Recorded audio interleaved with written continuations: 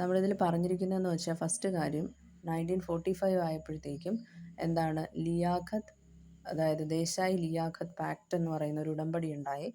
അതായത് മുസ്ലിം ലീഗിലെ അംഗമായിട്ടുള്ള ലിയാഖത്ത് അലി ഖാനും അതുപോലെ തന്നെ ഭൂലാഭായ് ദേശായി എന്ന് പറഞ്ഞിട്ടുള്ള INC മെമ്പറും തമ്മിലുള്ള ഒരു ഉടമ്പടി. അവരാണ് അതിന് നേതൃത്വം കൊടുത്തത്. അപ്പോൾ അവർ തമ്മിലുള്ള ഉടമ്പടിയാണ് ദേശായി ലിയാഖത്ത് പാക്ട് അല്ലെങ്കിൽ ഉടമ്പടി എന്ന പേരിൽ അറിയപ്പെടുന്നത്. 1945 ഈ ഒരു ഉടമ്പടി വന്നത്. അപ്പം ആ പേരിൽ തന്നെ ഉണ്ട് ഇവർ തമ്മിലുള്ള ഒരു കോപ്പറേഷൻ അല്ലെങ്കിൽ യൂണിറ്റിയാണ് അവിടെ ഇമ്പോർട്ടൻ്റ് ആയിട്ട് വന്നിട്ടുള്ളത്. എന്ന് വെച്ചാൽ മുസ്ലിം ലീഗും അതുപോലെ തന്നെ കോൺഗ്രസിനും തമ്മിലുള്ള ഒരു കോപ്പറേഷൻ വേണം. അതായത് ഇപ്പം ബ്രിട്ടൻ കംപ്ലീറ്റ് ആയിട്ട് ഇവിടെ നിന്ന് പോയി കഴിഞ്ഞാൽ അതിനുശേഷം ഇവിടെ ഒരു ഇടക്കാല ഗവൺമെൻറ് വരണം. എന്നിട്ടല്ലേ ഒരു സ്ഥിരം പെർമനൻ്റ് ആയിട്ടുള്ള ഒഫീഷ്യൽ ആയിട്ടുള്ള ഒരു ഗവൺമെൻറ് വരത്തുള്ളൂ. അപ്പോൾ അതിനിടയിൽ കൈകാര്യം ചെയ്യാൻ വേണ്ടി ഒരു ഇൻ്ററിം ഗവൺമെൻറ്, ടെമ്പററി ആയിട്ടുള്ള ഒരു ഗവൺമെൻറ് വരണം. ആ ഗവൺമെൻറ് വരണമെങ്കിൽ അവിടെ എന്ത് വേണം? മുസ്ലിം ലീഗും അതുപോലെ തന്നെ ഒരു കോൺഗ്രസും തമ്മിലുള്ളൊരു സഖ്യം അല്ലെങ്കിൽ ഒരു കോപ്പറേഷൻ ഉണ്ടായാൽ മാത്രമേ പറ്റത്തുള്ളൂ എന്ന് ഇവർക്ക് മനസ്സിലായി. അപ്പോൾ ഇവരുടെ 3 പ്രപ്പോസൽ എന്ന് പറഞ്ഞു കഴിഞ്ഞാൽ, ഒന്ന് ഇൻ്ററിം ഗവൺമെൻറ്റിൻ്റെ ഫോർമേഷൻ, രണ്ടാമത്തത് ഇവർ തമ്മിലൊരു ഇക്വാലിറ്റി വേണം, പാരിറ്റി വേണം, മുസ്ലിം ലീഗും അതുപോലെ തന്നെ കോൺഗ്രസും തമ്മിൽ. എന്നിട്ട് അവർക്കിടയിൽ തന്നെ റിസർവേഷൻ കാര്യങ്ങളൊക്കെ മൈനോറിറ്റീസിന് 20% റിസർവേഷൻ കാര്യങ്ങളൊക്കെ പ്രൊവൈഡ് ചെയ്യുക എന്നുള്ളതാണ് ഇവരുടെ പ്രധാനപ്പെട്ട ഒരു എയിമായിട്ട് വന്നിട്ടുണ്ടായിരുന്നത്. അപ്പോൾ പക്ഷേ ഇത് പ്രത്യേകിച്ച് ഗുണമൊന്നും ചെയ്തില്ല, ഫൈനൽ അഗ്രിമെൻറ്റിലേക്കൊന്നും പോയില്ല. പക്ഷേ ഒരു ഇക്വാലിറ്റി അല്ലെങ്കിൽ പാരിറ്റി പ്രൊവൈഡ് ചെയ്യാൻ പറ്റി. അതായത് മുസ്ലിം ലീഗിന് ഇത്ര സീറ്റെങ്കിൽ അത്രയും സീറ്റ് തന്നെ കോൺഗ്രസ്സിന്. അതായത് ഇക്വാലിറ്റി എന്നുള്ളൊരു ഐഡിയ സ്ട്രെസ് ചെയ്യാനായിട്ട് ഈ ഒരു ഉടമ്പടിയെ കൊണ്ട് പറ്റി എന്നുള്ളത് മാത്രമാണ് ഇതിനുള്ള ഒരു ഗുണം എന്ന് പറയുന്നത്. വേറെ ഫൈനൽ അഗ്രിമെൻറ്റിലോട്ടൊന്നും പോയിട്ടില്ല. അത് കഴിഞ്ഞ് ക്വിറ്റ് ഇന്ത്യ റെസൊല്യൂഷനെ കുറിച്ചാണ് പറയുന്നത്. ക്വിറ്റ് ഇന്ത്യ പ്രമേയത്തെക്കുറിച്ച് പറയുന്നു. നമ്മൾ ഓഗസ്റ്റിലാണ് എന്തെന്ന് പറയുന്നത്, ഈ ക്വിറ്റ് ഇന്ത്യ മൂവ്മെൻറ്റ് നടക്കുന്നത് അല്ലേ. അപ്പോൾ ഓഗസ്റ്റിന് മുന്നേ തന്നെ പ്രമേയം പാസ്സായാലല്ലേ ഒരു ക്വിറ്റ് ഇന്ത്യ മൂവ്മെൻറ്റ് ഒരു ഇത് നടക്കത്തുള്ളൂ. അപ്പോൾ അതിന് മുന്നേ തന്നെ ഒരു സമരം നടക്കണമെങ്കിൽ അതിന് മുന്നേ പ്രമേയങ്ങളൊക്കെ പാസ്സാവണം, എല്ലാവരും അംഗീകരിക്കണം, അത് ചെയ്യണം. അപ്പോൾ ജൂലൈയിലാണ് അതുമായി ബന്ധപ്പെട്ടുള്ള കാര്യങ്ങളൊക്കെ നടന്നതെന്ന് നമുക്ക് മനസ്സിലാക്കാം. അതായത് 1942 ജൂലൈ. ആ സമയത്തും ആര് തന്നെയാണ് INC പ്രസിഡന്റ് എന്ന് പറയുന്നത്? മൗലാന അബ്ദുൽ കലാം ആസാദ് തന്നെയാണ്, അതിൽ ഡൗട്ടൊന്നുമില്ല. അപ്പം സിക്സ്ത് ജൂലൈ 1942 ഒക്കെ ആയപ്പോഴത്തേക്കും ഒരു നയരൂപീകരണം നടന്നു. ക്വിറ്റ് ഇന്ത്യ പോളിസി എന്ന് പറഞ്ഞിട്ടുള്ള ഒരു ക്വിറ്റ് ഇന്ത്യ നയം രൂപവൽക്കരിക്കപ്പെട്ടു. അത് ആര് മുഖേനയാണെന്ന് വെച്ചാൽ ഗാന്ധിജിയാണ് അത് കൊണ്ടുവന്നതെന്ന് പറയാൻ പറ്റും. ഓക്കെ, 6 ജൂലൈ 1942 ഒരു ക്വിറ്റ് ഇന്ത്യ പോളിസി കൊണ്ടുവന്നത്. ഗാന്ധിജി കൊണ്ടുവന്നതാണ്. അത് കഴിഞ്ഞൊരു 14 ജൂലൈ 1942 ഒക്കെ ആയപ്പോഴത്തേക്കുമാണ് റെസൊല്യൂഷൻ എന്ന് പറയുന്നത് പാസ്സാവുന്നത്. അപ്പം 14 ജൂലൈ 1942 റെസൊല്യൂഷൻ എല്ലാവരും പാസ്സാക്കി. റെസൊല്യൂഷൻ പാസ്സാക്കണമെങ്കിൽ ആ പ്രമേയം ആരെങ്കിലും എഴുതി ഉണ്ടാക്കണം, അല്ലെ ഡ്രാഫ്റ്റ് ചെയ്യണം. അത് ഡ്രാഫ്റ്റ് ചെയ്തത് ഗാന്ധിജി തന്നെയാണ് ഡ്രാഫ്റ്റ് ചെയ്തത്. എന്നിട്ട് ആ ഡ്രാഫ്റ്റ് ചെയ്തതിനെ എല്ലാവരും അംഗീകരിച്ച് പാസ്സാക്കിയത് എന്നാണെന്ന് വെച്ചാൽ 14 ജൂലൈ 1942 ഇതെല്ലാവരും എന്ത് ചെയ്തതെന്ന് പറയാൻ പറ്റും? പാസ്സാക്കിയത് എന്ന് നമുക്ക് പറയാം. പക്ഷേ ഈ റെസൊല്യൂഷൻ അവതരിപ്പിക്കുന്നത് ആരാണ്? നമ്മുടെ ലക്ഷ്യപ്രമേയം അവതരിപ്പിച്ച അതേ ആൾ തന്നെയാണ്. അതായത് ജവഹർലാൽ നെഹ്റു ആണ് ക്വിറ്റ് ഇന്ത്യ റെസൊല്യൂഷൻ എന്ന് പറഞ്ഞിട്ടുള്ളത് അവതരിപ്പിക്കുന്നത്. അത് അവതരിപ്പിച്ച ഡേറ്റ് എന്ന് പറയുന്നത് 1942 ഓഗസ്റ്റ് 8. ഓഗസ്റ്റ് 8-നാണ് എന്ത് ചെയ്യുന്നത്, ബോംബെയിലെ ഗവാലിയ ടാങ്ക് മൈതാനത്തിൽ വെച്ചിട്ടാണ് എന്ത് ചെയ്യുന്നത്, ഇത് ക്വിറ്റ് ഇന്ത്യ റെസൊല്യൂഷൻ്റെ അവതരിപ്പിക്കുന്നത് ബൈ ജവഹർലാൽ നെഹ്റു. അപ്പം തിരിഞ്ഞു പോകരുത്, പ്രസൻറ്റ് ചെയ്യുന്നത് ജവഹർലാൽ നെഹ്റു, അത് ഡ്രാഫ്റ്റ് ചെയ്ത് പ്രിപ്പയർ ചെയ്തത് ആരാണ്? മഹാത്മാഗാന്ധിജിയാണ്. ഇതിനെ എല്ലാവരും പാസ്സാക്കിയതെന്നാണ് 14 ജൂലൈ 1942 ക്വിറ്റ് ഇന്ത്യ പോളിസി എന്ന് പറഞ്ഞിട്ടുള്ളതും ആരാണ് കൊണ്ടുവന്നത്? ഗാന്ധിജി തന്നെയാണ്. ഇത് 6 ജൂലൈ 1942 എന്നുള്ളൊരു കാര്യം കൂടെ നമ്മൾ ഓർത്തിരിക്കണം. ഓക്കെ, അപ്പം റെസൊല്യൂഷൻ്റെ കാര്യങ്ങളെല്ലാം ഏകദേശം മനസ്സിലായി കാണുമല്ലോ.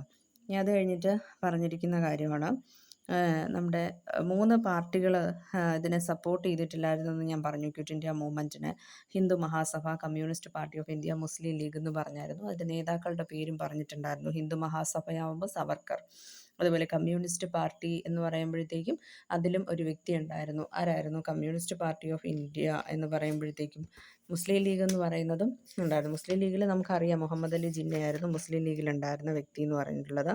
കമ്മ്യൂണിസ്റ്റ് പാർട്ടിയിലെ പുരാൻ ചന്ദ് ജോഷി എന്ന് പറഞ്ഞിട്ടുള്ള വ്യക്തിയാണ് എന്ത് ചെയ്തത്, ഇതിനെ സപ്പോർട്ട് ചെയ്യാതിരുന്ന ഒരാളെന്ന് പറയുന്നത്. അപ്പം അത് കഴിഞ്ഞിട്ട് പിന്നെ ഒരു പാർട്ടിയുടെ പേരും കൂടെ പറയുന്നുണ്ട്, യൂണിയനിസ്റ്റ് പാർട്ടി ഓഫ് പഞ്ചാബ് എന്ന് പറഞ്ഞിട്ടുള്ള ആ പാർട്ടി സപ്പോർട്ട് ചെയ്തിട്ടില്ലായിരുന്നു ഇതിനെ. ഓക്കെ. അപ്പം ഇവരാരും സപ്പോർട്ട് ചെയ്തില്ല. പിന്നെ വ്യക്തികൾ നോക്കുമ്പോഴത്തേക്കും സപ്പോർട്ട് ചെയ്യാതിരുന്നതിൽ ഒരു ഫേമസ് ആയിട്ടുള്ള ഒരാളുണ്ട്, ഡോക്ടർ ബി ആർ അംബേദ്കർ. അപ്പം ബി ആർ അംബേദ്കറും ഗാന്ധിജിയും തമ്മിൽ പല ഐഡിയോളജിക്കൽ ഡിഫറൻസസ് ഉണ്ടായിരുന്നു. സുഭാഷ് ചന്ദ്രബോസിൻ്റെ കേസ് നോക്കുകയാണെങ്കിലും ഗാന്ധിജിയുമായിട്ട് പല പല ഐഡിയോളജിക്കൽ ഡിഫറൻസസ് ഉണ്ടായിട്ടുണ്ടായിരുന്നു. INCയുടെ പ്രസിഡൻഷ്യൽ ഷിപ്പിൻ്റെ സമയത്ത് തന്നെ നമ്മൾ പല കാര്യങ്ങളും കണ്ടിട്ടുള്ളതാണ്. അപ്പോൾ അംബേദ്കർ അതുപോലെ തന്നെ ഗാന്ധിജിയും തമ്മിൽ അപ്പോൾ പൂനെ ഉടമ്പടിയൊക്കെ നമ്മളിനി വരുന്ന ക്ലാസ്സുകളിലൊക്കെ പഠിക്കും. അപ്പോൾ അതൊക്കെ നമുക്ക് നോക്കുമ്പോൾ തന്നെ മനസ്സിലാക്കാൻ പറ്റും ഗാന്ധിജിയും അതുപോലെ തന്നെ അംബേദ്കറും തമ്മിലുള്ള ഐഡിയോളജിക്കൽ ഡിഫറൻസസ് എത്രത്തോളം വലുതായിരുന്നു എന്നുള്ളത്. അപ്പോൾ അതുപോലെ അംബേദ്കർ എന്തായിരുന്നു, ഈ ക്വിറ്റ് ഇന്ത്യ മൂവ്മെൻറ്റിനെ വളരെ ഡയറക്റ്റായിട്ട് തന്നെ എതിർത്തൊരു വ്യക്തിയായിരുന്നു Ambedkar, doctor B R Ambedkar. ഇത് വളരെയധികം അർത്ഥശൂന്യമായിട്ടുള്ള ഒരു കാര്യമാണെന്നാണ് ഡോക്ടർ ബി ആർ അംബേദ്കർ പറഞ്ഞിട്ടുള്ളത്. അപ്പോൾ അത് ജസ്റ്റ് ഓർത്തിരിക്കുക. ഓക്കെ. ഇനി ഉള്ളതെന്ന് പറഞ്ഞു കഴിഞ്ഞാൽ എന്താണ്, ഓഗസ്റ്റ് 8, 1942 നെഹ്റു എന്ത് ചെയ്തത്, ഈ ഒരു റെസൊല്യൂഷൻ പ്രസൻറ്റ് ചെയ്തത്. റെസൊല്യൂഷൻ ഡ്രാഫ്റ്റ് ചെയ്തത് ആരാണ്? ഗാന്ധിജിയാണ്. റെസൊല്യൂഷൻ എല്ലാവരും പാസ്സാക്കിയതെന്നാണ് 14th July 1942. അതുപോലെ 6th July പ്രത്യേകത എന്തായിരുന്നു? 1942 എന്ത്, നമ്മുടെ ക്വിറ്റ് ഇന്ത്യ പോളിസി എന്ന് പറഞ്ഞിട്ടുള്ളത് ഗാന്ധിജി തന്നെയാണ് അതും കൊണ്ടുവന്നത്. അപ്പോൾ ഗാന്ധിജിയുടെ ഐഡിയ ആയിരുന്നു ഈ ക്വിറ്റ് ഇന്ത്യ മൂവ്മെൻറ്റ് എന്ന് പറഞ്ഞിട്ടുള്ളത്. അതിനെ ബാക്കിയുള്ളവരെല്ലാം സപ്പോർട്ട് ചെയ്യുകയാണ് ചെയ്തത്. അപ്പം ഗാന്ധിജി ഈ ഒരു റെസൊല്യൂഷൻ്റെ ഡ്രാഫ്റ്റ്, അതായത് റെസൊല്യൂഷൻ എഴുതി തയ്യാറാക്കി എന്ന് പറഞ്ഞല്ലോ, ഡ്രാഫ്റ്റ് ചെയ്തു എന്നുള്ളത്. റെസൊല്യൂഷനെ ഡ്രാഫ്റ്റ് ചെയ്തത് 1942 ഏപ്രിലായിരുന്നു. ഏപ്രിലിൽ തന്നെ ഡ്രാഫ്റ്റ് ചെയ്തിട്ടുണ്ടായിരുന്നു എന്നാണ് പറഞ്ഞിരിക്കുന്നത് റെസൊല്യൂഷൻ. നെഹ്റുവിൻ്റെ സഹായം ഉണ്ടായിരുന്നു, മൗലാന അബ്ദുൽ കലാം ആസാദിൻ്റെയും സഹായം ഉണ്ടായിരുന്നു. അത് മുഖേന ഗാന്ധിജിയാണ് എന്ത് ചെയ്തത്, 1942 ഏപ്രിലിൽ ഈ റെസൊല്യൂഷൻ എന്നൊന്ന് ഡ്രാഫ്റ്റ് ചെയ്ത് എഴുതി തയ്യാറാക്കപ്പെട്ടത് എന്ന് പറയാൻ പറ്റും. ഓക്കെ. അത് കഴിഞ്ഞ് മൗലാന അബ്ദുൽ കലാം ആസാദ് എൻ്റെ ഒരു പ്രത്യേകത എന്ന് വെച്ചാൽ അദ്ദേഹം തുടർച്ചയായ 6 വർഷം, അതായത് കൺസിക്യൂട്ടീവായിട്ടുള്ള 6 ഇയേഴ്സോളം INCയുടെ പ്രസിഡൻ്റ് ആയിരുന്ന ഒരു വ്യക്തിയാണ് മൗലാന അബ്ദുൽ കലാം ആസാദ്. അതുപോലെ ക്വിറ്റ് ഇന്ത്യ മൂവ്മെൻറ്റിൻ്റെ ആ ഒരു സമയത്ത് കോൺഗ്രസ് റേഡിയോയുടെ കാര്യം ഞാൻ ഓൾറെഡി പറഞ്ഞ കാര്യമാണ്. അത് ഹെൽഡ് ചെയ്തതായിരുന്നു റാം മനോഹർ ലോഹിയ. അത് ജസ്റ്റ് ഒന്നുകൂടെ പറഞ്ഞിരിക്കുന്നു എന്നേ ഉള്ളൂ. കാരണം ഇതിൽ റിപ്പറ്റീഷൻ വരാനുള്ള റീസൺ എന്ന് പറഞ്ഞു കഴിഞ്ഞാൽ പല പല സോഴ്സസിൽ നിന്ന് എടുത്തിട്ടാണ് നോട്ട് പ്രിപ്പയർ ചെയ്തിരിക്കുന്നത്. അപ്പോൾ അതുകൊണ്ട് തന്നെ വീണ്ടും വീണ്ടും റിപ്പീറ്റഡ് ആയിട്ടുള്ള പോയിന്റുകൾ ചിലയിടത്തൊക്കെ ആവർത്തിക്കാനുള്ളൊരു സാധ്യതയുണ്ട്. അതുപോലെ സമയത്തുള്ള പ്രൈം മിനിസ്റ്റർ ഞാൻ പറഞ്ഞു വിൻസ്റ്റൺ ചർച്ചിലാണ്. അദ്ദേഹം എത്ര നാളായിരുന്നു പ്രൈം മിനിസ്റ്റർ ആയിരുന്നതെന്ന് വെച്ച് കഴിഞ്ഞാൽ ഈ ക്വിറ്റ് ഇന്ത്യ പ്രസ്ഥാനം ക്വിറ്റ് ഇന്ത്യ മൂവ്മെൻറ്റ് തുടങ്ങി അത് അവസാനിക്കുന്നത് വരെ, അതായത് ക്വിറ്റ് ഇന്ത്യ മൂവ്മെൻറ്റ് തുടങ്ങിയത് 1942 എന്നിട്ട് അത് അവസാനിക്കാനായിട്ട് ഒരുപാട് സമയമെടുത്തു, അതായത് 3 വർഷക്കാലം എടുത്തു. 1945 ആയപ്പോഴത്തേക്കുമാണ് അതിനൊരു എൻഡ് വന്നതെന്ന് നമുക്ക് മനസ്സിലാക്കാൻ പറ്റും. അപ്പോൾ അതുവരെയും അവിടുത്തെ പ്രൈം മിനിസ്റ്റർ ആരായിരുന്നു? ബ്രിട്ടൻ്റെ പ്രൈം മിനിസ്റ്റർ വിൻസ്റ്റൺ ചർച്ചിലായിരുന്നു. അദ്ദേഹമാണ് ക്രിപ്സ് മിഷനിലെ ഇന്ത്യയിലേക്ക് അയക്കുന്നതൊക്കെ. ഇനി ആ സമയത്ത് ക്വിറ്റ് ഇന്ത്യ മൂവ്മെൻറ്റിൻ്റെ സമയത്ത് ഗാന്ധിജിയോടൊപ്പം ഉണ്ടായിരുന്ന ഒരു ജേർണലിസ്റ്റ് ഉണ്ടായിരുന്നു, അമേരിക്കൻ ജേർണലിസ്റ്റ് ആയിരുന്നു. അപ്പോൾ അദ്ദേഹത്തിൻ്റെ പേര് എല്ലാവരും കേട്ടിട്ടുള്ള ഒരു പേരായിരിക്കും, ലൂയിസ് ഫിഷർ എന്നാണ് പറയുന്നത്. അപ്പോൾ അദ്ദേഹമായിരുന്നു ഗാന്ധിജിയോടൊപ്പം ഉണ്ടായിരുന്ന ക്വിറ്റ് ഇന്ത്യ മൂവ്മെൻറ്റ് സമയത്ത് ഉണ്ടായിരുന്ന അമേരിക്കൻ പബ്ലിസിസ്റ്റ് എന്ന് പറഞ്ഞിട്ടുള്ളത്. ഇനി അത് കഴിഞ്ഞ് മഹാത്മാഗാന്ധിയെ അറസ്റ്റ് ചെയ്ത് കൊണ്ടുപോകുന്ന ജയിൽ ഏതാണ്? ആഗാഖാൻ പാലസാണ്. അതോടൊപ്പം അദ്ദേഹത്തിൻ്റെ കൂടെ ആരുണ്ടായിരുന്നു? അദ്ദേഹത്തിൻ്റെ വൈഫ് ഉണ്ടായിരുന്നു, സരോജിനി നായിഡു ഉണ്ടായിരുന്നു. അവരെല്ലാം ആഗാഖാൻ പാലസ്, പൂനെയിലെ ആഗാഖാൻ പാലസിലാണ് അറസ്റ്റ് ചെയ്ത് കൊണ്ടുപോകുന്നത്. അതായത് ബോംബെയിൽ വെച്ചിട്ടാണ് ഗാന്ധിജി ഓഗസ്റ്റ് 9 അറസ്റ്റ് ചെയ്യുന്നത്. അതുപോലെ പലരെയും ആ സമയത്ത് തന്നെയാണ് അറസ്റ്റ് ചെയ്യുന്നത്. പക്ഷേ ജയിലിൽ കൊണ്ടുപോകുന്നത് പല പല ജയിലിലായിട്ടാണ് കൊണ്ടുപോകുന്നത്. അതായത് ഇപ്പോൾ നെഹ്റുവിനെ ആഗാഖാൻ പാലസ് പൂനെയിലല്ല കൊണ്ടുപോയത്.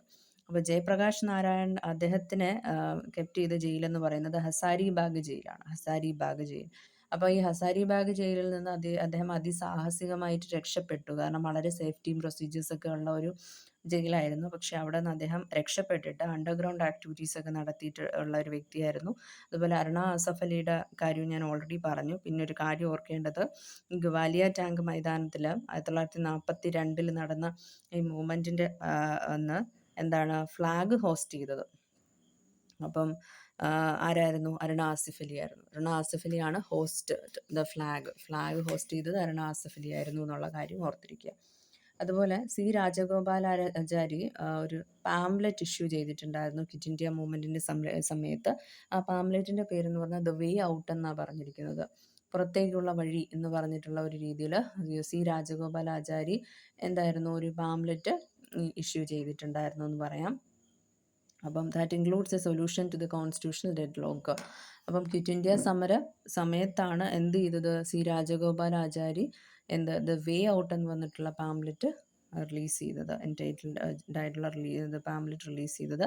ദ വേ ഔട്ട് എന്ന് പറഞ്ഞിട്ടുള്ളത് ആരുടെ പാംലെറ്റ് ആണെന്ന് ചോദിക്കാം. അത് സി രാജഗോപാലാചാരിയുടെ പാംലെറ്റ് ആണെന്ന് നമുക്ക് മനസ്സിലാക്കാം.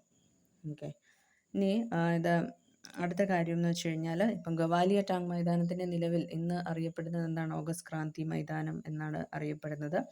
പിന്നെ നമ്മൾ ക്വിറ്റ് ഇന്ത്യ എന്ന് പറഞ്ഞപ്പോഴത്തേക്കും അതേസമയം മുസ്ലിം ലീഗുകാർ ക്വിറ്റ് ഇന്ത്യ എന്നല്ല അവരുടെ മുദ്രാവാക്യം പറഞ്ഞിരുന്നത്, ഡിവൈഡ് ആൻഡ് ക്വിറ്റ് എന്നായിരുന്നു. അവർക്ക് എപ്പോഴും എന്തായിരുന്നു മുൻപിൽ നിന്നിരുന്നത്, പാർട്ടീഷനായിരുന്നു. ഇതൊരു കാരണവശാലും അവർ പിന്നോട്ട് പോയില്ലായിരുന്നു. പാർട്ടീഷൻ എന്ന് പറയുന്ന ഒരു കൺസെപ്റ്റ് അല്ലാതെ അവരുടെ മനസ്സിൽ വേറൊന്നും ഇല്ലായിരുന്നു. അപ്പോൾ ഡിവൈഡ് ആൻഡ് ക്വിറ്റ് എന്ന് പറഞ്ഞിട്ടുള്ള ഒരു കാര്യമായിരുന്നു അവർക്ക് ഉണ്ടായിരുന്നതെന്ന് മനസ്സിലാക്കാൻ പറ്റും. അതായത് വിഭജിക്കുക എന്നിട്ട് ക്വിറ്റ് ചെയ്ത് പോവുക, വിഭജിക്കണം ഫസ്റ്റ് എന്നിട്ട് മാത്രം മതി സ്വാതന്ത്ര്യം എന്നുള്ളൊരു കൺസെപ്റ്റ് ആയിരുന്നു അത്. എനിവേ, അത് കഴിഞ്ഞിട്ട് നമ്മുടെ ഇന്ത്യയിൽ നമ്മുടെ കേരളത്തിൽ ക്വിറ്റ് ഇന്ത്യക്ക് മൂവ്മെൻറ്റിന് നേതൃത്വം നൽകിയൊരു വ്യക്തിയുണ്ട്, ഡോക്ടർ KB മേനോനാണ്. അദ്ദേഹമാണ് നമ്മുടെ കീഴരിയൂർ ബോംബ് കേസൊക്കെ നടന്നപ്പോഴത്തേക്ക് അതിന് നേതൃത്വം കൊടുത്തത്. അപ്പം പലപ്പോഴും PSCക്കൊക്കെ ചോദിച്ചു വന്നിട്ടുള്ളൊരു ക്വസ്റ്റ്യൻ ആണ്, കീഴരിയൂർ ബോംബ് കേസ് എന്ന് പറയുന്നത് ഏത് മൂവ്മെൻറ്റിൻ്റെ ഫലമായിട്ടുണ്ടായതാണ്? കേരളത്തിൽ ക്വിറ്റ് ഇന്ത്യ മൂവ്മെൻറ്റിൻ്റെ ഫലമായിട്ടുണ്ടായതായിരുന്നു കീഴരിയൂർ ബോംബ് കേസ് മലബാറിൽ.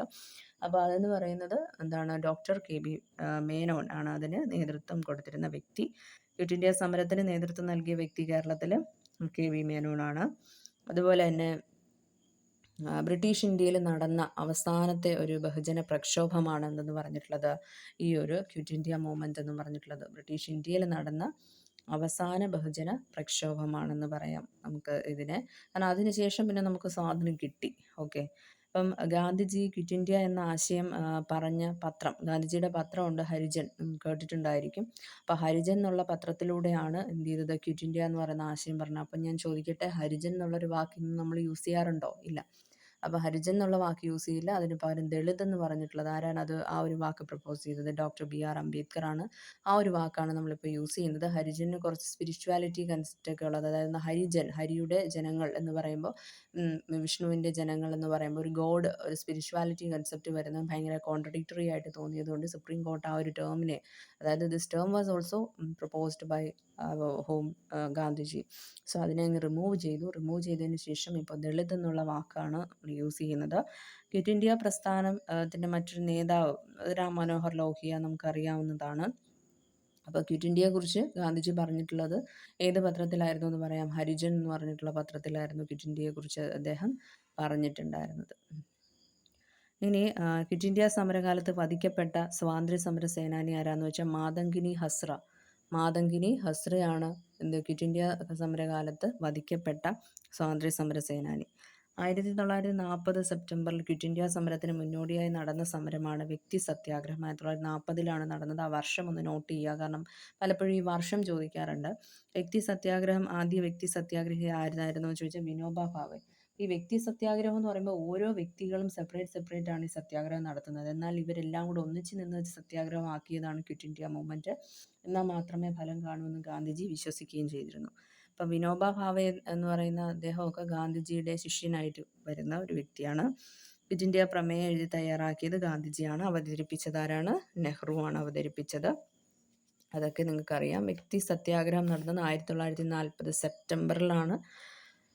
മാസം കൂടെ പറയുമ്പോൾ സെപ്റ്റംബർ മാസത്തിലാണ് വ്യക്തി സത്യാഗ്രഹം എന്ന് പറയുന്നത് നടന്നത്. പിന്നെ ഇമ്പോർട്ടൻ്റ് ആയിട്ടുള്ളൊരു ഒരു പേര് ഓർത്തിരിക്കാനുള്ള മാതങ്കിനി ഹസ്രയാണ്. മാതങ്കിനി ഹസ്ര വധിക്കപ്പെട്ട സ്വാതന്ത്ര്യ സമര സേനാനിയാണ്. ക്വിറ്റ് ഇന്ത്യ സമരകാലത്ത് വധിക്കപ്പെട്ട സ്വാതന്ത്ര്യ സമര സേനാനിയാണെന്ന് പറയാൻ പറ്റും. അതുപോലെ അടുത്ത കാര്യം എന്ന് പറഞ്ഞു കഴിഞ്ഞാൽ, ക്വിറ്റ് ഇന്ത്യ പ്രമേയം പാസ്സാക്കിയ സമ്മേളനത്തിൽ ഗാന്ധിജി എത്ര മിനിറ്റ് നേരമാണ് പ്രസംഗിച്ചത് എന്നുള്ളത് പറയാം. പ്രമേയം പാസ്സാക്കിയത് എന്നായിരുന്നു എന്ന് പറയാം, 14 ജൂലൈ 1942 അല്ലേ. അപ്പോൾ ആ സമയത്താണ് ഇത് പാസ്സാക്കിയത്, നമുക്കറിയാവുന്നതാണ്. ഇത് ഡ്രാഫ്റ്റ് ചെയ്തത് എന്നായിരുന്നു? ഏപ്രിലായിരുന്നു. അപ്പോൾ ഏപ്രിലാണ് എന്ത് ചെയ്തത്? ഡ്രാഫ്റ്റ് ചെയ്ത് ഗാന്ധിജി അതെല്ലാം റെഡിയാക്കിയത് ഏപ്രിലായിരുന്നു. ഇനി ആ സമയത്ത് പാസ്സാക്കിയ സമയത്ത് ഗാന്ധിജി പ്രസംഗിച്ച സമയം 140 മിനിറ്റ്. ഇംഗ്ലീഷിലും ഹിന്ദിയിലും 2 ഭാഷയിലും കൂടെ ചേർന്നാണ് പ്രസംഗിച്ചത്. 140 മിനിറ്റ് എടുത്തിട്ടുണ്ടായിരുന്നു. ആ സമയത്ത് അറസ്റ്റിലായവർ ആരൊക്കെയായിരുന്നു? 9 ഓഗസ്റ്റിന് അറസ്റ്റിലായവർ ഗാന്ധിജി, നെഹ്റു, സർദാർ വല്ലഭായ് പട്ടേൽ, സരോജിനി നായിഡു, സുജേത കൃപലാനി, രാജേന്ദ്ര പ്രസാദ് ഒക്കെ അറസ്റ്റിലായവരായിരുന്നു. ക്വിറ്റ് ഇന്ത്യ പ്രമേയം പാസാക്കിയ അഖിലേന്ത്യാ കോൺഗ്രസ് സമ്മേളനം, ഇതൊക്കെ നമുക്ക് അറിയാവുന്ന റിപ്പീറ്റ് ചെയ്ത് പറഞ്ഞിരിക്കുന്നേ ഉള്ളൂ. 1942 ഓഗസ്റ്റ് 8 മുംബൈയിൽ നടന്ന സമ്മേളനത്തിലാണ് പാസാക്കിയത്. നാം ഒന്നുകിൽ ഇന്ത്യയെ സ്വതന്ത്രമാക്കും, അല്ലെങ്കിൽ ആ ശ്രമത്തിനിടെ മരണം വരിക്കും. കാരണം നമ്മുടെ അടിമത്തം എന്നേക്കും നിലനിൽക്കുന്നത് കാണാൻ നാം ജീവിച്ചിരിക്കുകയില്ല. ഡു ഓർ ഡൈ എന്ന് പറഞ്ഞിട്ടുള്ളത് കുറച്ചും കൂടെ എക്സ്പാൻഡ് ചെയ്ത് പറഞ്ഞിരിക്കുന്നില്ലേ ഈ ഒരു സെൻറ്റൻസ് എന്ന് പറയുന്നത്. ഒന്നുകൂടെ വായിച്ചു നോക്കിയാൽ മനസ്സിലാവും. നാം ഒന്നുകിൽ ഇന്ത്യയെ സ്വതന്ത്രമാക്കും, അല്ലെങ്കിൽ ആ ശ്രമത്തിനിടെ മരണം വരിക്കും. കാരണം നമ്മുടെ അടിമത്തം എന്നേക്കും നിലനിൽക്കുന്നത് കാണാൻ നാം ജീവിച്ചിരിക്കുകയില്ല. അപ്പോൾ ഇത് പറഞ്ഞത് ഓഫ്കോഴ്സ് ആര് തന്നെയായിരിക്കും? ഗാന്ധിജി. പിന്നെ ഓഗസ്റ്റ് പ്രസ്ഥാനം എന്നറിയപ്പെടുന്നതും ഭാരത് ചോഡോ ആന്തോളൻ എന്നൊക്കെ അറിയപ്പെടുന്നതെല്ലാം ക്വിറ്റ് ഇന്ത്യ പ്രസ്ഥാനത്തിനെയാണ്. അതുപോലെ തന്നെ ക്വിറ്റ് ഇന്ത്യ സമരത്തെ ഭ്രാന്തൻ സാഹസികത എന്ന്, അല്ലെങ്കിൽ മാഡ് വെഞ്ചർ എന്ന് വിശേഷിപ്പിച്ചത് ആരാണെന്ന് ചോദിച്ചു കഴിഞ്ഞാൽ ഡോക്ടർ BR അംബേദ്കർ ആണ് വിശേഷിപ്പിച്ചത്. ഇന്ത്യൻ സ്വാതന്ത്ര്യ സമരത്തിലെ ക്ലൈമാക്സ് എന്ന് പറയുന്നതും എന്താണ്? ക്വിറ്റ് ഇന്ത്യ സമരമാണ്. അത് കഴിഞ്ഞാൽ പിന്നെ ഒരു സമരം ഇല്ലായിരുന്നു. സമരങ്ങളുണ്ട്, എന്ന് വെച്ചാൽ ബ്രിട്ടീഷുകാർ പോകാൻ വേണ്ടിയിട്ടുള്ള സമരങ്ങൾ ബഹുജന പ്രക്ഷോഭമായിട്ടൊന്നും പിന്നെ ഉണ്ടായിട്ടില്ലായിരുന്നു. അതുപോലെ ഇന്ത്യൻ നേതാക്കളെ അറസ്റ്റ് ചെയ്ത് ജയിലിൽ അടച്ച ആ ഒരു ബ്രിട്ടീഷ് നടപടി, അതിനെ പറഞ്ഞത് ക്വിറ്റ് ഇന്ത്യ സമരത്തിൽ പങ്കെടുത്ത ഇന്ത്യൻ നേതാക്കളെ അറസ്റ്റ് ചെയ്ത് ജയിലിൽ അടച്ച ബ്രിട്ടീഷ് നടപടിയെ പറയുന്നത് ഒരു ഓപ്പറേഷൻ വെച്ചിട്ടാണ് നമ്മൾ പേരിടുന്നത്. ഓപ്പറേഷൻ 0 അവർ എന്നാണ് പറയുന്നത്. കാരണം ഫേമസ് ആയിട്ടുള്ള വ്യക്തികളെല്ലാം ജയിലിലായി, അപ്പം കംപ്ലീറ്റ്ലി 0 ആയി അല്ലേ ഇന്ത്യയുടെ ആ ഒരു ഇതെന്ന് പറയുന്നത്. ആ ഒരു അർത്ഥത്തിൽ നമുക്ക് ഓർത്തിരിക്കാം, ഒരു 0 അവർ ആയിപ്പോയി, നിശബ്ദ നിമിഷം പോലെയൊക്കെ ഉള്ള ഒരു ഇതുപോലെ ഓർത്തിരിക്കാം. കാരണം പ്രതികരിക്കാൻ ആരും ഇല്ലല്ലോ, അപ്പോൾ എല്ലാവരും ജയിലിലായ ആ ഒരു ഓപ്പറേഷനെ വിളിക്കുന്ന ഓപ്പറേഷൻ 0 അവർ. അപ്പോൾ എത്ര പേരാണ് ക്വിറ്റ് ഇന്ത്യ സമരത്തിൻ്റെ ഭാഗമായി കൊല്ലപ്പെട്ടത്? 940 പേരാണ് കൊല്ലപ്പെട്ടത്. പിന്നെ നിങ്ങൾ ഈ വാക്ക് എല്ലാവരും കേട്ടിട്ടുള്ളതായിരിക്കും, എനിക്ക് രക്തം തരൂ, ഞാൻ നിങ്ങൾക്ക് സ്വാതന്ത്ര്യം നേടിത്തരാം എന്ന് പറഞ്ഞത് സുഭാഷ് ചന്ദ്രബോസ് ആണ്. അതുപോലെ തന്നെ ഈ നെഹ്റു, അതുപോലെ മുഹമ്മദ് അലി, മൗലാന അബ്ദുൽ കലാം ആസാദ്, ഇവർ രണ്ടുപേരും അഹമ്മദ് നഗർ ജയിലിലായിരുന്നു. ഇവർ രണ്ടുപേരും ഏത് ജയിലിലായിരുന്നു? അഹമ്മദ് നഗർ എന്ന് പറഞ്ഞിട്ടുള്ള ജയിലിലായിരുന്നു ഉണ്ടായിരുന്നെന്ന് പറയും.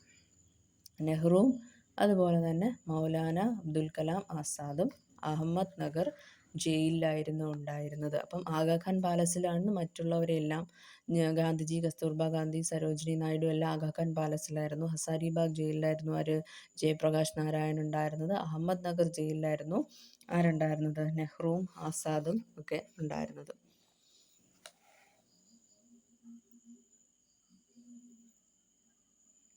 ഇനി ഗാന്ധിജി, ഇനി അത് കഴിഞ്ഞ് പറയുന്നത്,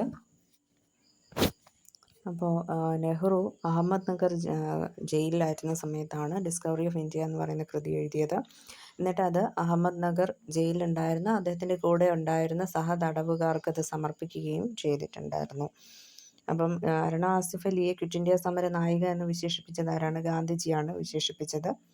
അതുപോലെ തന്നെ ഗാന്ധിജി ജയിൽ മോചിതനായത് 1944 മെയ്യിലാണ്. ഫെബ്രുവരി 22-നാണ് കസ്തൂർബ ഗാന്ധി മരിക്കുന്നത് 1944. അത് കഴിഞ്ഞ് മെയ്യിലാണ് ഗാന്ധിജി ജയിൽ മോചിതനാകുന്നത്. പിന്നെ സ്വതന്ത്ര ഭാരതം എന്ന് പറയുന്നത് നമ്മുടെ കേരളവുമായി ബന്ധപ്പെട്ട് പറയുകയാണെങ്കിൽ കോഴിക്കോട് നിന്ന് ഇറക്കിയ ഒരു പ്രസിദ്ധീകരണമാണ് സ്വതന്ത്ര ഭാരതം. Quit India സമരകാലത്ത് ഇറക്കിയതാണ്. അപ്പോൾ ഇതിൻ്റെ പിന്നിൽ പ്രവർത്തിച്ചിട്ടുള്ള ആൾക്കാരെന്ന് പറഞ്ഞു കഴിഞ്ഞാൽ സഞ്ജയൻ, അതുപോലെ തന്നെ SK പൊറ്റക്കാട്, NV കൃഷ്ണവാര്യർ ഒക്കെയാണ് അതിൻ്റെ പിന്നിൽ പ്രവർത്തിച്ചിട്ടുള്ളത്. അതുപോലെ കീഴരിയൂർ ബോംബ് കേസിൽ തകർക്കപ്പെട്ട പാലം ഏതാണെന്ന് വെച്ചാൽ ഉള്ളിയേരി പാലമായിരുന്നു തകർക്കപ്പെട്ടത്. പിന്നെ ഈ കീഴരിയൂർ ബോംബ് കേസിനെ കുറിച്ച് അന്വേഷിച്ച് അതിനെക്കുറിച്ച് പരിശോധിച്ചിട്ടൊക്കെ ഡോക്ടർ KB മേനോന് കത്തെഴുതിയത് ആരാണെന്ന് ചോദിച്ചു കഴിഞ്ഞാൽ സുഭാഷ് ചന്ദ്രബോസ് ആണ്. അതുപോലെ ഈ കീഴരിയൂർ ബോംബ് കേസ് സംബന്ധിച്ചിട്ടുള്ള ആധികാരിക ഗ്രന്ഥമായ ഇരുമ്പഴിക്കുള്ളിൽ എന്നത് എഴുതിയത് ആരാണെന്ന് ചോദിച്ചാൽ VA കേശവൻ നായരാണ്. VA കേശവൻ നായർ. പിന്നെ സ്വാതന്ത്ര്യാനന്തര ഇന്ത്യയിലെ ഡൽഹിയിലെ ഫസ്റ്റ് മേയർ ആയിരുന്നത് ആരാന്ന് ചോദിച്ചു കഴിഞ്ഞാൽ അരുണ ആസിഫ് അലി ആയിരുന്നു. ഡൽഹിയിലുള്ള ഫസ്റ്റ് മേയർ എന്ന് പറഞ്ഞിട്ടുള്ളത് സ്വാതന്ത്ര്യാനന്തര ഇന്ത്യയിലെ. സത്താറയിൽ ക്വിറ്റ് ഇന്ത്യ മൂവ്മെൻറ്റിന് നേതൃത്വം നൽകിയത് നാനാ പാട്ടീലാണ്. പിന്നെ അതുപോലെ ഈ 1939 വേൾഡ് വാർ സെക്കൻഡിൽ ബ്രിട്ടൻ എന്ത് ചെയ്യുന്നുണ്ട്? പരാജയപ്പെടുന്നുണ്ട്. മൊത്തത്തിൽ നോക്കുമ്പോൾ ബ്രിട്ടൻ പരാജിതനാണ്. അപ്പം ആ ബ്രിട്ടൻ പരാജയപ്പെട്ടതുകൊണ്ട് ക്വിറ്റ് ഇന്ത്യ സമരത്തിലേക്ക് നയിക്കാനുള്ള ഒരു റീസൺ അതായി. കാരണം പരാജിതരായിട്ടുള്ള ബ്രിട്ടനെ തോൽപ്പിക്കാൻ വളരെ എളുപ്പമുള്ളൊരു കാര്യമായിരുന്നു. അതുപോലെ വേൾഡ് വാർ സെക്കൻഡിൻ്റെ ടൈമിൽ 1943 കാലഘട്ടമൊക്കെ ആയപ്പോഴത്തേക്കും ബംഗാൾ ഫാമിൻ ഉണ്ടായി. മാത്രമല്ല 43 വേറൊരു കാര്യം കൂടെ അതായത് ജപ്പാൻ വന്നിട്ട് നമ്മുടെ ഇന്ത്യയെ ആക്രമിക്കാനായിട്ട് വരുന്നുണ്ടായിരുന്നു. ഇന്ത്യയല്ല മെയിനായിട്ട് ആക്രമിക്കാൻ നിന്നത്, പ്രധാനമായിട്ടും ബ്രിട്ടനുമായിട്ടായിരുന്നു. ജപ്പാൻ വേഴ്സസ് ബ്രിട്ടൻ ആണ്. അപ്പോൾ നമ്മുടെ ഇന്ത്യയിൽ ഭരണം നടത്തിയിരുന്നത് ആരാണ്? ബ്രിട്ടനാണ്. ബ്രിട്ടനാണിൻ്റെ കൺട്രോളിലായിരുന്നു ഇന്ത്യ. അതുകൊണ്ട് ബ്രിട്ടീഷുകാരെ എങ്ങനെയെങ്കിലും തുരത്താൻ വേണ്ടിയിട്ടാണ് ജപ്പാൻ വന്നിട്ടുണ്ടായിരുന്നത്. അപ്പോൾ ജപ്പാൻ സിംഗപ്പൂരിനെ കീഴടക്കി, അത് കഴിഞ്ഞിട്ട് ബർമ്മ, അതായത് ഇന്നത്തെ മ്യാൻമാർ, അത് കീഴടക്കി. അതെല്ലാം കഴിഞ്ഞിട്ടാണ് നമ്മുടെ ഇന്ത്യയിലേക്ക് വരുന്നത്. അതായത് നോർത്ത് ഈസ്റ്റേൺ സൈഡിലുള്ള മണിപ്പൂരിൽ വരുന്നു. അപ്പോൾ മണിപ്പൂരിൽ വന്നപ്പോഴത്തേക്കും 1944 ഒക്കെ ആയപ്പോഴത്തേക്കുമാണ് മണിപ്പൂരിലൊരു യുദ്ധം നടക്കുന്നു. അതായത് battle of Imphal and Kohima എന്നാണ് പറയുന്നത്. അപ്പോൾ ആ ബാറ്റിൽ ആദ്യമൊക്കെ ജപ്പാൻ കുറച്ച് വിജയിച്ചെങ്കിലും പിന്നീട് പരാജയം ഏറ്റുവാങ്ങേണ്ടതായിട്ട് വന്നു ബ്രിട്ടൻ്റെ സൈഡിൽ നിന്ന്. അപ്പോൾ ബ്രിട്ടൻ അതിൽ ജയിച്ചു. അപ്പോൾ ജപ്പാന് മടങ്ങിപ്പോകേണ്ടതായിട്ട് വന്നു. ഈ സമയത്തൊക്കെ ജപ്പാനെ സപ്പോർട്ട് ചെയ്ത ഒരാളുണ്ടായിരുന്നു, സുഭാഷ് ചന്ദ്രബോസ്. അദ്ദേഹത്തിൻ്റെ ഇന്ത്യൻ നാഷണൽ ആർമി ഫോം ചെയ്യാൻ വേണ്ടിയിട്ട് ജപ്പാൻ ഒരുപാട് ഹെൽപ്പ് ചെയ്തിട്ടുണ്ടായിരുന്നു. അപ്പോൾ അത് ആണ് ഒരു റീസൺ എന്ന് ചോദിച്ചാൽ അതല്ല. ജപ്പാൻകാരുടെ മെയിൻ എയിം എന്ന് പറഞ്ഞാൽ ബ്രിട്ടീഷുകാരെ തുരത്തുക എന്നുള്ളതാണ്. അപ്പോൾ അതുവഴി ഇന്ത്യക്ക് സ്വാതന്ത്ര്യം നേടിയെടുക്കാൻ എളുപ്പമായിരിക്കും എന്നുള്ളത് കൊണ്ട് തന്നെ സുഭാഷ് ചന്ദ്രബോസിൻ്റെ ഇന്ത്യൻ നാഷണൽ ആർമിയിൽ പ്രത്യേകിച്ചും വന്നിട്ടുള്ളത് നമ്മുടെ ഇവിടെയുള്ള ബ്രിട്ടീഷുകാരെ പ്രിസണിലാക്കിയ ഇന്ത്യൻ പ്രിസണേഴ്സ് അവരൊക്കെയായിരുന്നു കൂടുതലായിട്ടും എന്തിൽ വന്നിട്ടുള്ളത്, ഇന്ത്യൻ നാഷണൽ ആർമിയിൽ മെമ്പേഴ്സ് ആയിട്ടുണ്ടായിരുന്നത്. അപ്പോൾ അവരെല്ലാം കൂടെ ചേർന്നിട്ടുള്ള ഈ Indian National Army headed by the Subhash Chandrabose supported Japan. ജപ്പാനെ സപ്പോർട്ട് ചെയ്യുന്നുണ്ടായിരുന്നു. 1944 യുദ്ധം നടന്ന സമയത്തൊക്കെ ജപ്പാനെ സപ്പോർട്ട് ചെയ്തു. പക്ഷെ പരാജയപ്പെട്ടു. അവർക്ക് തിരിച്ചു പോകേണ്ടതായിട്ട് വന്നു. അങ്ങനെ സർട്ടൻ റീസൺസ് ഉണ്ടായി. അപ്പോൾ സുഭാഷ് ചന്ദ്രബോസ് പറയുന്നതെന്ന് പറഞ്ഞു കഴിഞ്ഞാൽ ജപ്പാനെ സപ്പോർട്ട് ചെയ്യാനുള്ള ഒരു റീസൺ എന്ന് പറഞ്ഞു കഴിഞ്ഞാൽ ഇന്ത്യക്ക് എങ്ങനെയെങ്കിലും സ്വാതന്ത്ര്യം വാങ്ങിച്ചു കൊടുക്കുക എന്നുള്ളത് മാത്രമായിരുന്നു ലക്ഷ്യം. അതുകൊണ്ടാണ് ജപ്പാനെ സപ്പോർട്ട് ചെയ്തത് എന്നാണ് പറഞ്ഞിരിക്കുന്നത്. അതായത് ബ്രിട്ടൻകാരെ തുരത്തുക, ഇന്ത്യക്കാരെ സപ്പോർട്ട് ചെയ്യുക. അപ്പോൾ ആക്ച്വലി നമ്മൾ പൊതുവേ നോക്കുമ്പോൾ ഇന്ത്യക്ക് എഗനിസ്റ്റ് ആയിട്ടാണല്ലോ അറ്റാക്ക് വരുന്നത്. അപ്പോൾ സ്റ്റിൽ സുഭാഷ് ചന്ദ്രബോസ് അതിനെ ജപ്പാൻകാരെ സപ്പോർട്ട് ചെയ്തു എന്ന് വരുമ്പോൾ നമുക്കൊരു ഡൗട്ട് തോന്നാം. But the aim was to remove the Britain from the country, remove the power of Britain അല്ലെങ്കിൽ control of Britain from the country and free our country. നമ്മുടെ കൺട്രിയെ ഒരു പൂർണ്ണ സ്വരാജിലേക്ക്, സ്വാതന്ത്ര്യത്തിലേക്ക് എത്തിക്കുക എന്നുള്ളതായിരുന്നു ലക്ഷ്യം. Okay.